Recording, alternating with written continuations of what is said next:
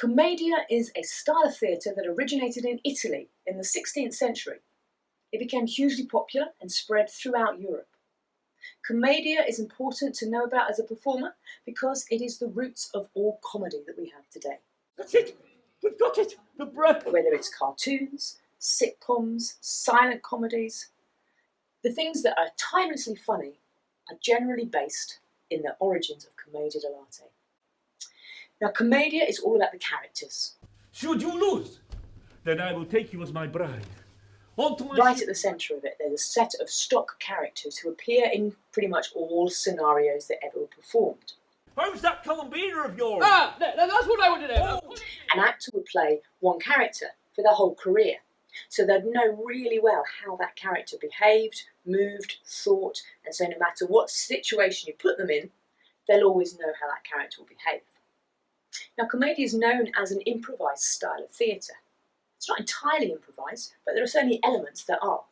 Predominantly, it's the dialogue that is improvised. Pint of beer, landlord, please. Make that two, please, sir. A pint of beer for me, please. No, make that two, sir. Right for me. No, it's mine. It's mine. It's mine. Each character would have a bunch of stock phrases or stock speeches up their sleeve. They may have lazzi, little bits of comic business that would just to entertain the audience. They have pre-rehearsed sequences that they could go into.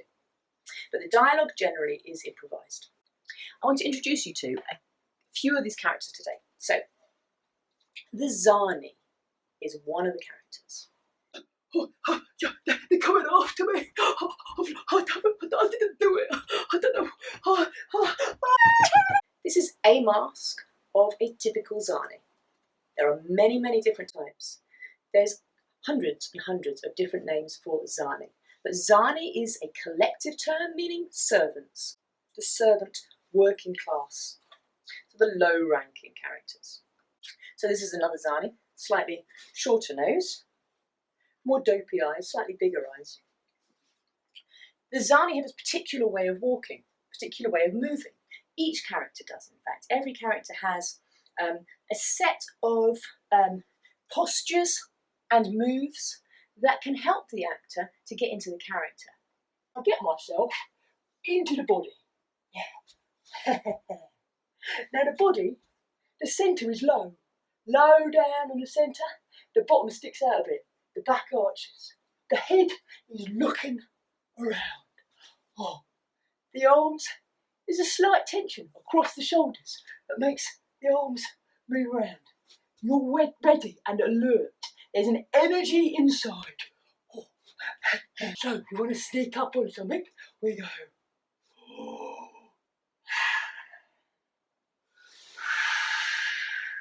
With high knees. And with lots of shushing. Because it's only aren't very good at being quiet. We make a lot of noise. Even when somebody goes, shh, don't make any noise.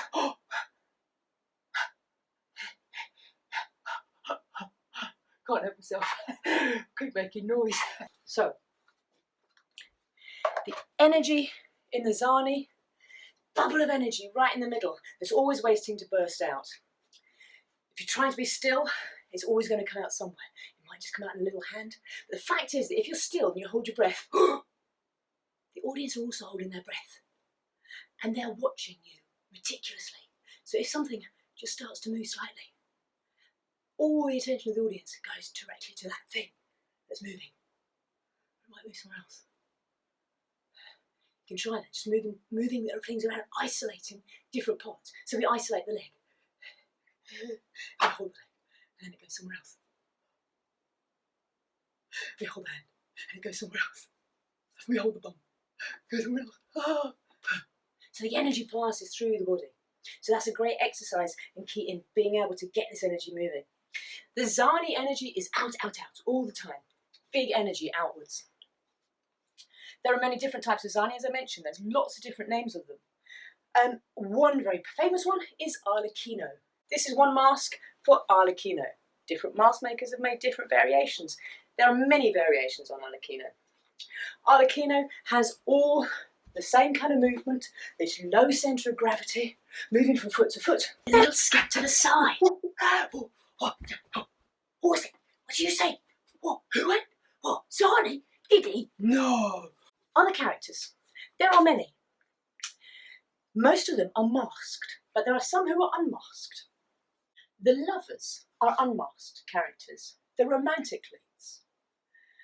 But because they're acting next to masks, their exaggeration needs to be as big as the masked characters. They play along with the fact that these characters are masked. They don't let on going, oh, you've got a funny thing on your face. They take it as this is a person that I'm faced with, and it's quite normal for them to look like that. But their exaggeration needs to be an extension, and if they're a gentleman, extending the shoulders, broadening the chin. Extending may often have a sword, which I happen to have right here. They will strike great long poses. For a lady, they will strike beautiful poses. That goes all the way down to their toes. And they will make sure that their bottom doesn't show. They don't arch or bend in an unseemly manner. And their face must always be perfect. They move quite balletically around the space. And they have a huge personal space. So that if one lover were to take this corner of the stage, you can see that my arm breadth goes almost to the centre. So that if the one I love were to enter over there, Isabella, it is I, Sylvia, the one you love. Big personal space. I'm holding all this side of the stage. I will love her to the end of my days, and I will seek far and wide to find her.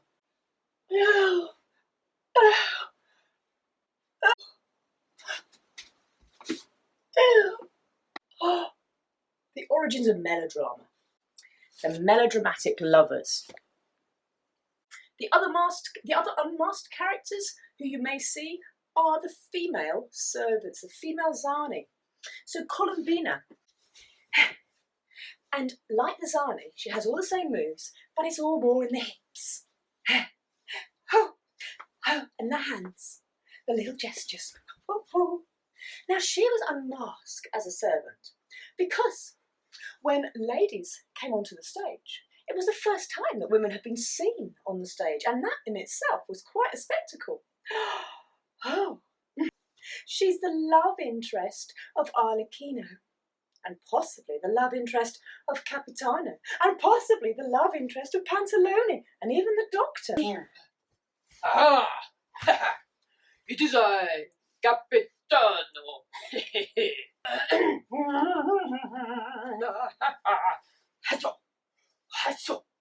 Hassle.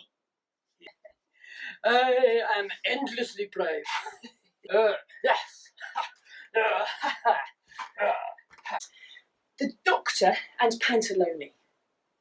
The Doctor is one of the master characters, as is Pantalone. These two are normally the heads of two households. Pantalone.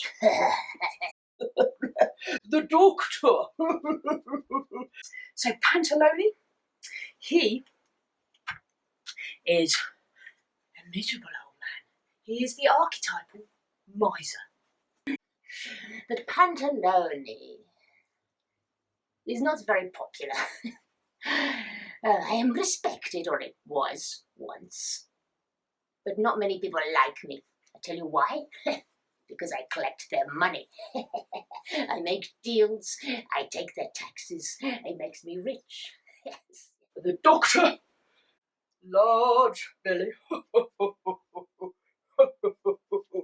The back is arching forward and we bounce on the heels.